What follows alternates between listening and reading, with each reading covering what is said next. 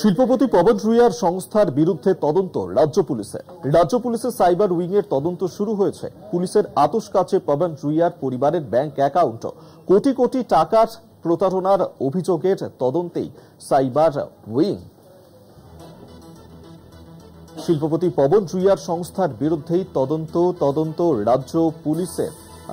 রাজ্য পুলিশ তদন্ত চালাচ্ছে। রাজ্য পুলিশের সাইবার উইং এর এই তদন্ত শুরু রয়েছে, যেখানে শিল্পপতি পবন রুইয়া তার বিরুদ্ধেই এই তল্লাশি অভিযান। পুলিশের আতশ কাছে পবন রুইয়া এবং তার পরিবার তাদের ব্যাংক অ্যাকাউন্ট এই মুহূর্তে খতিয়ে দেখছেন। তারা কোটি কোটি টাকার প্রতারণার অভিযোগ উঠেছে তাদের বিরুদ্ধেই, আর যার কারণেই এবার তদন্তে নেমেছে সাইবার উইং। শিল্পপতি পবন রুইয়ার সংস্থার বিরুদ্ধেই তদন্তে রাজ্য পুলিশ। কোটি কোটি টাকা প্রতারণা করেছেন পবন রুইয়া এবং তার পরিবার, এমনটা কিন্তু অভিযোগ উঠেছে তাদের বিরুদ্ধে। এবং পবন রুইয়া এবং তার পরিবারের ব্যাংক অ্যাকাউন্টে এই মুহূর্তে নজর সাইবার উইং এর।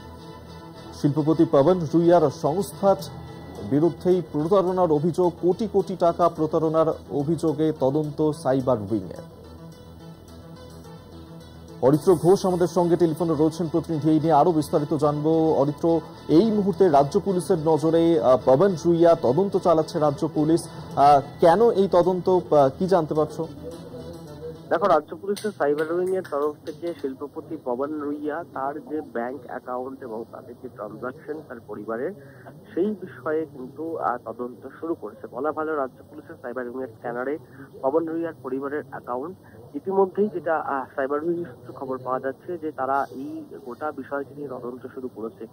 কি অভিযোগ, যেটা রাজ্য পুলিশের সাইবার উইং সূত্রে জানা যাচ্ছে যে কোটি কোটি টাকার প্রতারণা, বিশেষ করে ডিজিটালের যে স্ক্যাম বা ফ্রড, সেই সমস্ত মাধ্যমকে ব্যবহার করে রুইয়া ফ্যামিলির বেশ কিছু জন বড় বড় টাকা অঙ্কের প্রতারণা করেছেন এবং সেই নিয়ে অভিযোগও সামনে এসছে। এবং সেই অভিযোগ সামনে আসার পরেই কিন্তু রাজ্য পুলিশের যে সাইবার উইং তারা এই ঘটনাটা ইন্টারভেন করছে।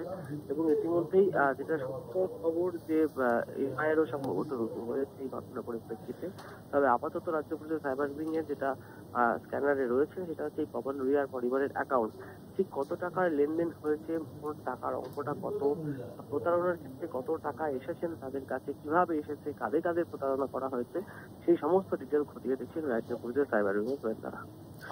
ধন্যবাদ অরিত্র ঘোষ আমাদের সঙ্গে টেলিফোনে ছিলেন প্রতিনিধি।